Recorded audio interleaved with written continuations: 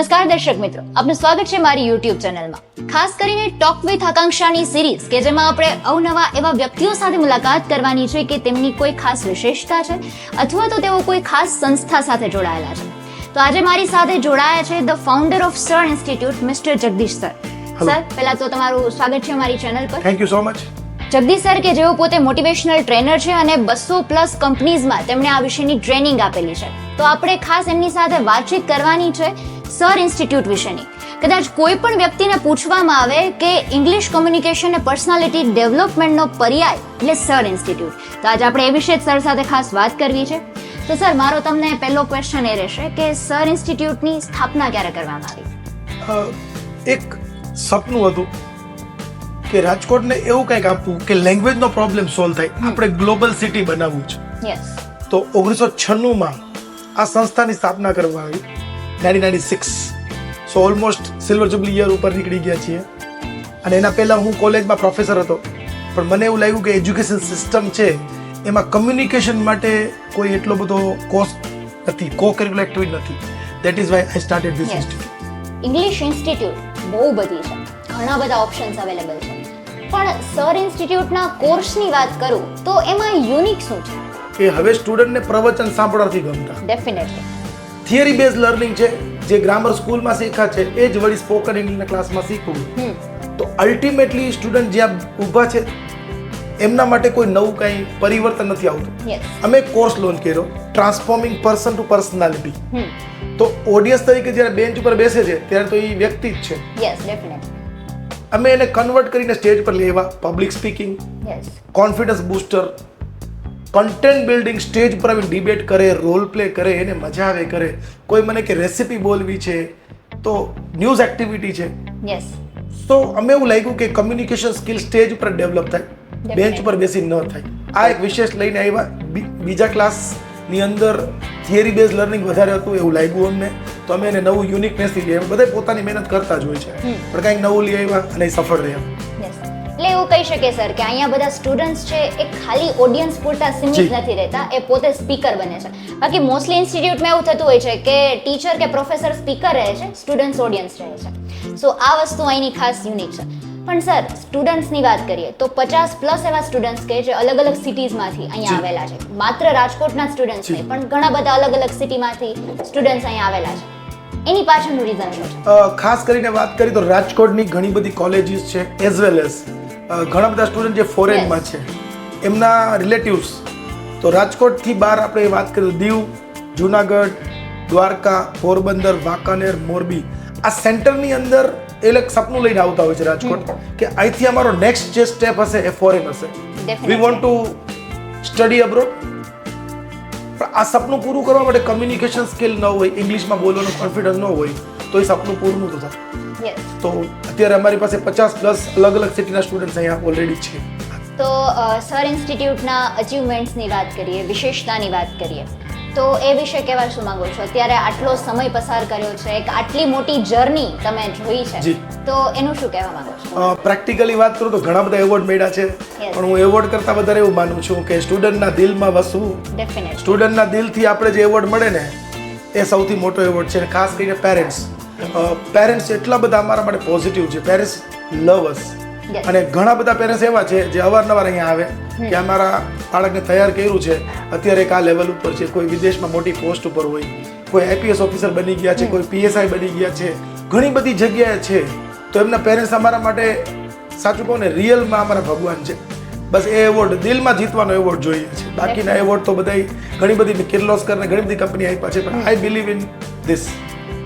સો કદાચ સ્ટુડન્ટ્સની happiness, પેરેન્ટ્સની happiness એ જ તમારા માટે મોટામાં મોટો એવોર્ડ છે. અને આ જ એક મહત્વની વસ્તુ કહી શકીએ, કારણ કે જ્યારે એક ટીચર સ્ટુડન્ટ્સના રિઝલ્ટથી સેટિસ્ફેક્શન હોય કે અમારા આ સંતોષકારક રિઝલ્ટ મળ્યું છે, તો એ જ એમના માટે મોટી ગિફ્ટ રહેતી હોય છે.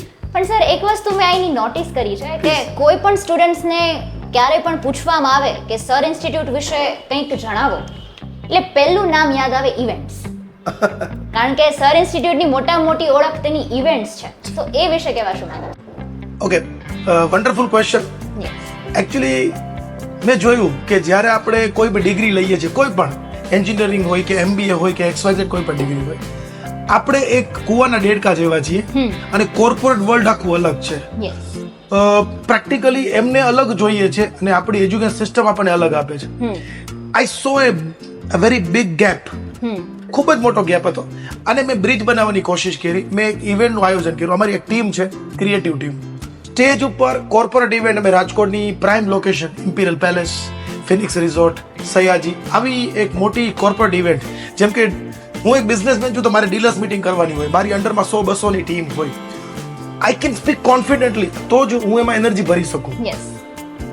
અમે જોયું કે દુનિયામાં 99% લોકો તો છે ને ફોલોઅર્સ છે, 1% લોકો લીડર છે. તો આપણે 1%માં કેમ રહીએ? કારણ કે અમારું સ્લોગન છે winners don't do different things, they do things differently. તો આ ઇવેન્ટનું એક બહુ મોટું જેને કહેવાય એટ્રેક્શન રહ્યું. સ્ટુડન્ટ્સ તૈયાર થયા. એક જનરેશન એવી છે જેના પેરેન્ટ્સનો બહુ સારો બિઝનેસ છે. એમનું ચાઇલ્ડ જ્યારે બિઝનેસમાં આવે તો એના પેરેન્ટ્સને એવું કે મેં તો બહુ સારી સ્કૂલમાં, સારી કોલેજમાં ડિગ્રી અપાવી, અલ્ટિમેટલી તો અહીંયા જ ઊભા હતા. They can not cope up with the corporate world. તો અમે કોર્પોરેટ ટ્રેનિંગ, કોર્પોરેટ વર્લ્ડમાં એ લોકોને તૈયાર કર્યા, પ્રેક્ટિકલી તૈયાર કર્યા. અને યુ વોન્ટ બિલીવ, આજે શાપર મેટોડા જેવી મોટી ઇન્ડસ્ટ્રીઝની અંદર 200+ CEO અમારા સ્ટુડન્ટ છે. એટલે અમારા સ્ટુડન્ટ અમને કહે છે આ CEO ની ફેક્ટરી છે. એટલે ઇવેન્ટનું એક આખું અલગ જ અમારું ઇમ્પ્રેશન પડી અને પીપલ લવ વેરી મચ. પેરેન્ટ્સ આવે, સર મારે આવું જોવું હતું, મારો છોકરો સ્ટેજ પર બોલતો હોય અને ઇંગ્લિશમાં બોલતો હોય. સો that's a very important part of sir institute. Definitely sir, and I really appreciate this thing. કારણ કે આ જ વસ્તુ એક ખાસ અને એક અલગ છે કે જે સર ઇન્સ્ટિટ્યૂટમાં છે અને એટલા માટે જે સ્ટુડન્ટની પહેલી પસંદ છે. એટલે અમે લોકોએ મોર દેન I can say 100+ event organise કરી છે અત્યાર સુધીમાં. 100+ ઇવેન્ટ્સ. યા, એમાં મોર દેન 5000 સ્ટુડન્ટ તો ટ્રેન થઈ ગયા છે ટોટલ એક ઇવેન્ટમાં જ માત્ર.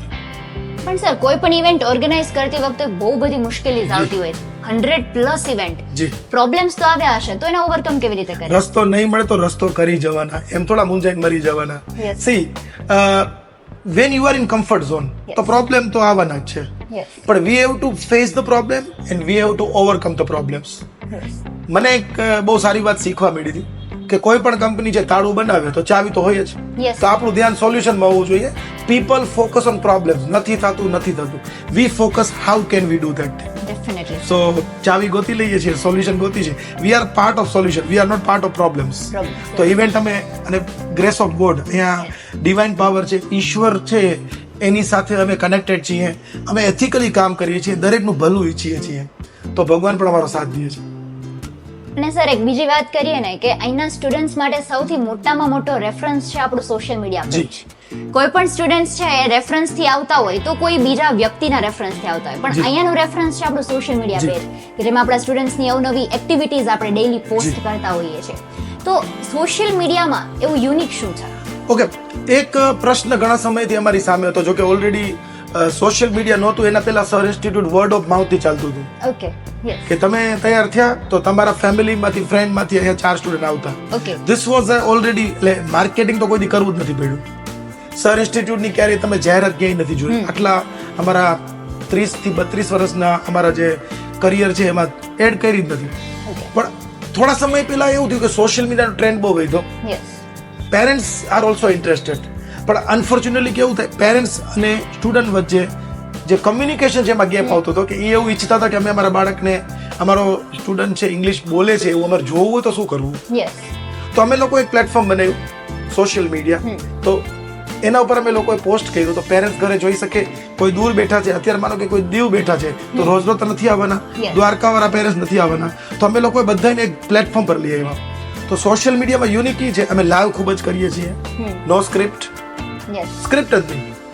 કારણ કે આપણે રટ્ટામાં પોપટ બનવા નથી આવ્યા. સ્પોન્ટેનિયસ કોઈ પણ વસ્તુ. આપણે 3 ઇડિયટના ચતુર બનવા નથી આવ્યા. આપણે રેન્ચો બનવા આવ્યા છે.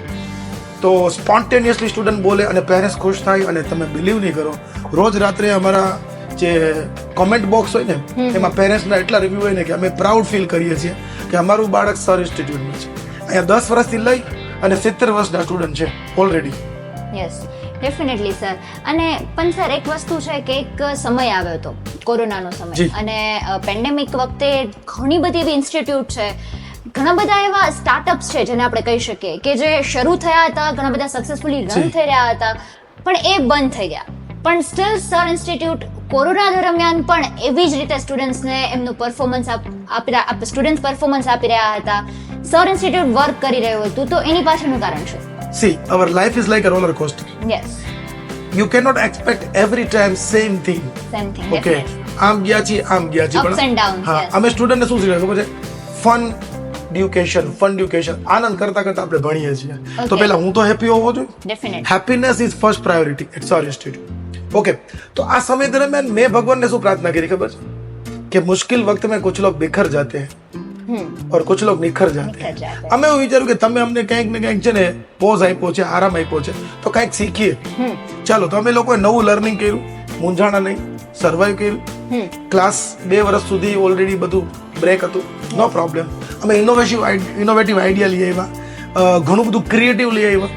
ઓકે, સી મૂંઝાઈ જાશું તો કે રસ્તો નથી મળવાનો. Definitely sir. જિંદગી પોતાની પરીક્ષા જ્યાં સુધી તમે શીખશો નહીં ત્યાં સુધી લેવાની છે. તમે દ્યો કે ન દ્યો, જિંદગી પરીક્ષા લે. સો લાઈફ સ્કિલ નું અમે નવો કોર્સ લઈ આવ્યા, જે ઓલરેડી હમણાં ઇવેન્ટ સક્સેસ ગઈ. સો ઘણા બધા ફેશન શો લઈ આવ્યા અમે લોકો. સો as you know very well, અમે દરેક જો કેટલાક લોકો છે ને મુસીબતને પ્રોબ્લેમ તરીકે લેતા હોય, અમે લોકો તક તરીકે લીધી યસ, અને સર્વાઈવ કરી ગયા. અને કેટલા લોકો બિઝનેસ ચેન્જ કરી નાખ્યો, ક્લાસ બંધ થઈ ગયા, ઘણી બધી એજ્યુકેશન ફિલ્ડને બહુ ડેમેજ થયું છે, but we don't have any problem with the grace of God. હિંમત હારવાથી ઉમી સફળતા મળતી નથી. કોઈ દિવસ. યસ. અને સર, મારો લાસ્ટ ક્વેશ્ચન એ છે કે જગદીશ સર, ઘણા બધા નામોથી તો કદાચ તમને ઓળખી શકીએ, પણ એક વસ્તુ છે કે તમે ઘણા બધા એનજીઓ સાથે સંકળાયેલા છો. જી. તો એ સેવાકીય પ્રવૃત્તિ કરવા પાછળનું કારણ શું અને એની માહિતી શું છે? સી, એક ટ્રેનર કે ટીચર હોય ને, રોલ મોડલ હોય છે સ્ટુડન્ટના. યસ, એ જોતા હોય છે કે જે કરે છે હું કરું. યસ. ओके, तो अपने लिए तो हर कोई जीता है, किसी और के लिए जीते हैं उसको जीना कहते जीना हैं. कहते हैं. एक स्लोगन છે, givers always gain. Yes, definitely. આપણે છે ને રામાયણમાંથી ખાસ શીખવાનું ત્યાગ વૃત્તિ, કે ભાઈ બાજતા તો શું કામ, આ તું લઈ લે ભાઈ. મહાભારતમાં મારું મારું, રામાયણમાં તારું તારું. સારું. તો આપણે સમાજને જો ઉપર લઈ આવવું હોય તો બધી વ્યક્તિએ કંઈક ને કંઈક એવી પ્રવૃત્તિ કરવાની છે. તો આપણે એનજીઓઝની અંદર સ્લમના બાળકોને ભણાવીએ છીએ, એમને સપોર્ટ કરીએ છીએ, એમના માટે જે કાંઈ વ્યવસ્થા થઈ શકે યથાશક્તિ યસ, એ કોશિશ. અને આ કોશિશ જોઈને સ્ટુડન્ટ પણ પોતે આ કરે છે. જેમ કે બર્થડે સેલિબ્રેશન, તો બર્થડે સેલિબ્રેશન આપણે પશ્ચિમ સંસ્કૃતિ મુજબ નથી કરતા, એ બાળકો સાથે કરીએ છીએ, તો એમને જમાડીએ છીએ. તો એક ઉદાહરણ રૂપ છે. મેં પહેલા કીધું, પ્રવચન દેવા કરતા કરીને બતાવવું. ડેફિનેટલી. આજની પેઢી છે ને બહુ સારી પેઢી છે, ગૂગલ સાથે કનેક્ટેડ છે, એમની પાસે જ્ઞાન ઘણું બધું છે, અને પ્રેમ મળે તો એ લોકો કરવા તૈયાર છે. Yes. તો આપણે હજારો સ્ટુડન્ટ એવા છે.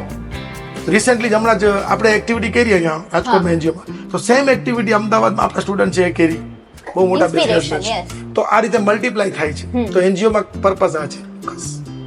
Definitely sir. અને કદાચ આજે દર્શકોએ પણ એક વસ્તુ વિચારી હશે કે સર ઇન્સ્ટિટ્યૂટની વાત કરતા કરતા લાઈફને લગતા પણ ઘણા બધા ટોપિક્સ Yes. આપણે લોકોએ કવર કર્યા છે, એજ્યુકેશનને લગતા. અને ખાસ કોઈ સ્ટુડન્ટ્સને એમ હોય કે મારે personality development, English communication skill માટે સારી જગ્યા જોવે છે, પણ કન્ફ્યુઝન છે કઈ જગ્યાએ જવું છે, તો એમને પણ એક બહુ સરસ આન્સર મળી ગયો છે. Thank you so much sir અમારી સાથે આ ચર્ચામાં જોડાવા માટે. Nice talking to you. Thank you very much. Thank you so much sir. અને ટોક વિથ આકાંક્ષાની સિરીઝમાં આવી જ અવનવા ટોપિક સાથે ફરી મળીશું, પણ હવે મને રજા આપશો. નમસ્કાર.